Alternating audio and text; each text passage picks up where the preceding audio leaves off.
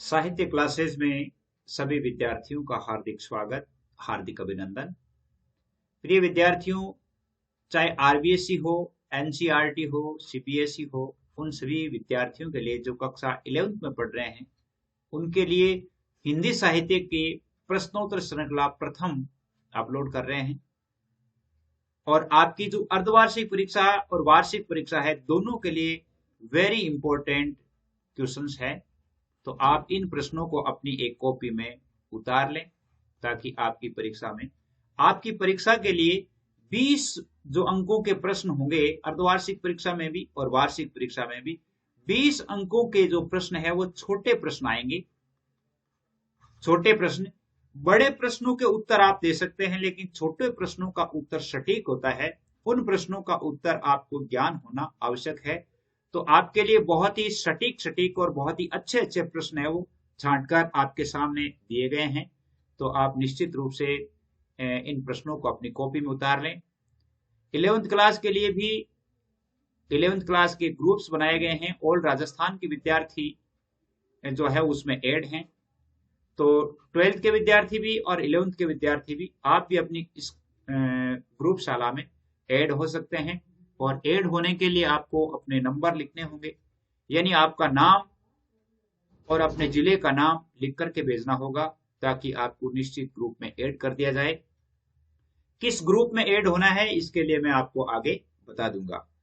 तो अर्धवार्षिक परीक्षा के लिए और वार्षिक परीक्षा के लिए बहुत ही महत्वपूर्ण प्रश्न है। इस प्रकार के 4 वीडियो जारी किए जाएंगे। 4 वीडियो में आप अर्धवार्षिक और वार्षिक परीक्षा की पूरी तैयारी आपके हो जाएगी, जिसमें आप कोई भी प्रश्न है वो लगभग पार नहीं होगा, उसका उत्तर आप दे पाएंगे। तो आइए चलते हैं आज के प्रश्नों की ओर। जैसे पहला प्रश्न देखिए।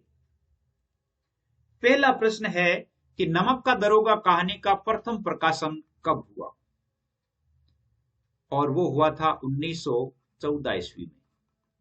नमक का दरोगा कहानी जिसके लेखक मुंशी प्रेमचंद है, मुंशी प्रेमचंद है। इसके साथ साथ में और भी कई प्रश्न है वो आपको बताऊंगा।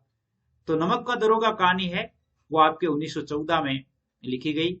इसके साथ ही आपके इसके अलावा आपके एक और कहानी है, यानी ईदगाह कहानी है जो आरो में है, उसके लेखक भी ये प्रेमचंद ही है।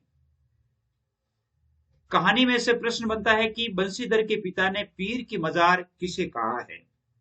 पीर की मजार पद को कहा है, पद या ओहदे को।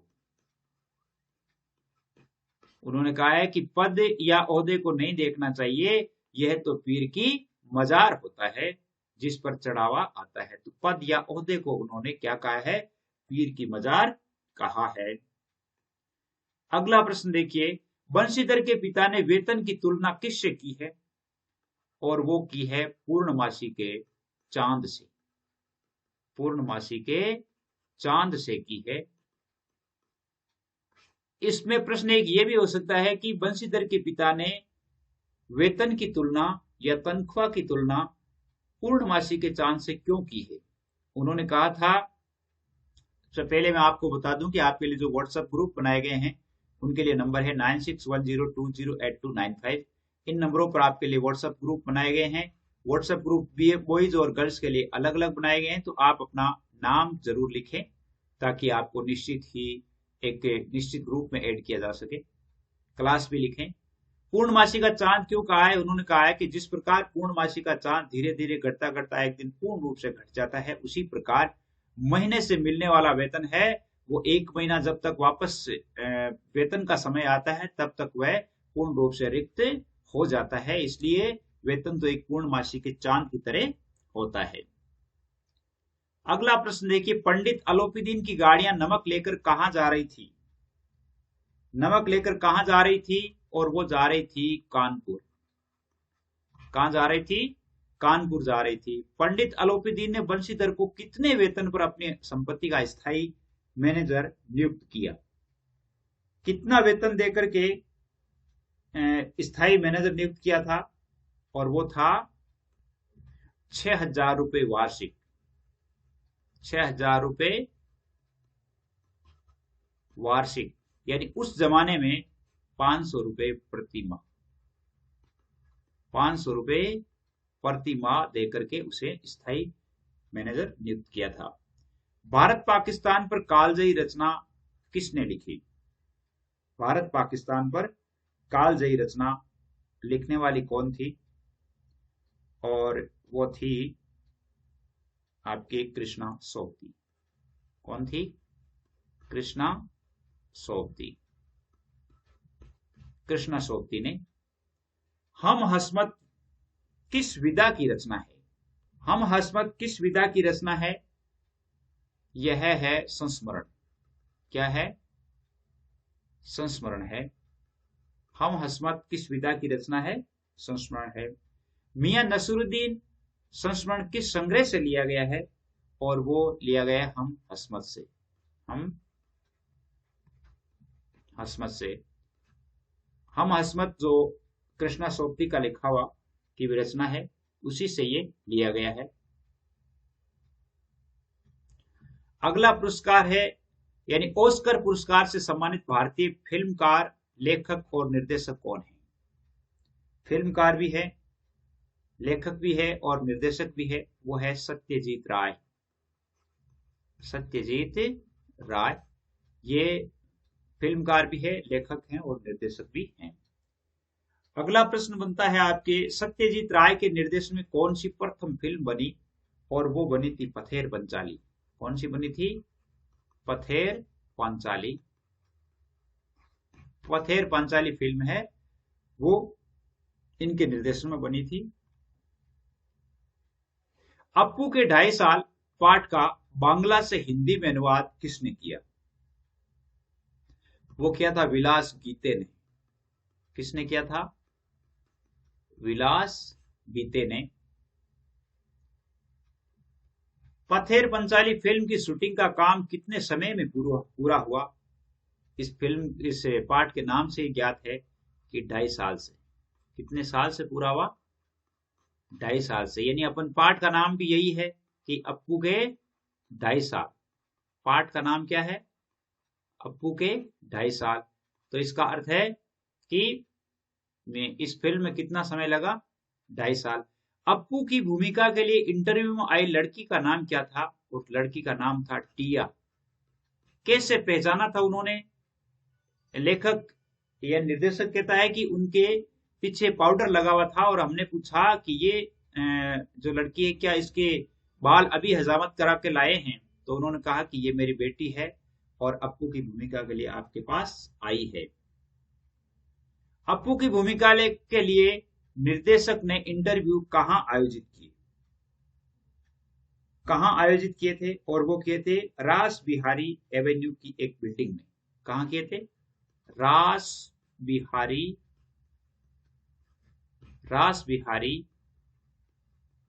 एवेन्यू की एक बिल्डिंग में। रास बिहारी एवेन्यू की एक बिल्डिंग में। अगला प्रश्न देखिए। अगला प्रश्न बनता है कि पथेर पांचाली फिल्म में अप्पू की भूमिका किसने निभाई? अप्पू की भूमिका निभाई थी सुबीर बनर्जी ने। किसने निभाई थी? सुबीर बनर्जी ने। पथेर पंचाली फिल्म में इंदिरा ठकुराइन की भूमिका किसने निभाई थी? और वो निभाई थी 80 वर्षीय चूनी बाला ने। किसने निभाई थी? 80 वर्षीय चूनी बाला ने निभाई थी। अगला प्रश्न बन जाता है कि पथेर पंचाली फिल्म की शूटिंग सबसे पहले किस गांव में हुई? उस गांव का नाम बताना है जिसमें सबसे पहले उसकी शूटिंग है वो शुरू की गई, और वो था गांव कलकत्ता से 70 मील दूर पालसीट गांव। यानी कलकत्ता से 70 मील दूर पालसीट गांव में। कौन से गांव में? पालसीट गांव में। उस गांव में की गई थी। पथेर पंचाली फिल्म को दुर्गा फिल्म में दुर्गा और अप्पू के पालतू कुत्ते का नाम क्या था? पालतू कुत्ते का नाम था भूलो। का नाम था भूलो। अप्पू की मां का नाम क्या था? अप्पू की मां का नाम था सर्वजया। क्या नाम था? सर्वजया नाम था। पथेर पांचाली फिल्म की शूटिंग के लिए भूलो जैसा दिखने वाला कुत्ता कहां से लाया गया? यानी भूलो नहीं रहा तो भूलो जैसा दिखने वाला कुत्ता है वो कहां से लाया था? और वो लाया गया था बोडाल गांव से। कहां से लाया गया था? बोडाल गांव से। बोडाल गांव से लाया गया था। पथेर पंचाली फिल्म में मिठाई वाले की भूमिका किसने निभाई? और वो निभाई थी श्रीनिवास ने। किसने निभाई थी? श्रीनिवास ने। अगला प्रश्न है कि पथेर पंचाली फिल्म में शूटिंग के लिए साउंड रिकॉर्डिस्ट कौन थे? और साउंड रिकॉर्डिस्ट थे भूपेन बाबू। कौन थे? भूपेन बाबू। अगला प्रश्न बनता है कि पथेर पंचाली फिल्म की शूटिंग का काम 2.5 साल तक क्यों चला? इसका कारण था कि धन का अभाव होने के कारण। धन का अभाव होने के कारण जब उनके पास धन आ जाता था, शूटिंग का काम 2.5 साल तक चला क्योंकि उनके पास धन का अभाव था।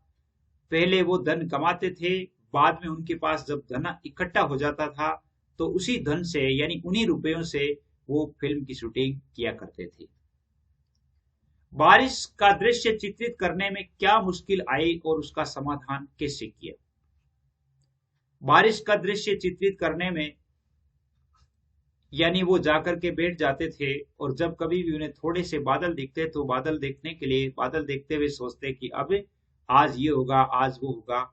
लेकिन एक दिन ऐसा आया कि वास्तव में ही दिखने वाले बादल बरसने लगे और उन्होंने अपना बारिश का दृश्य है वो चित्रित किया। उसके लिए प्लास्टिक से ढके कैमरों से उस सीन का शूटिंग की गई। इस प्रकार उन्होंने अपनी मुश्किलों पर विजय पाई। उम्मीद करता हूं कि ये प्रश्न आपके लिए अच्छे होंगे। 2 पार्ट इसमें शामिल किए गए हैं और दोनों ही पार्ट बहुत अच्छे हैं। 9610208295 चैनल को सब्सक्राइब करें और आगे बढ़ने के लिए प्रेरित करें। जय हिंद, जय भारत।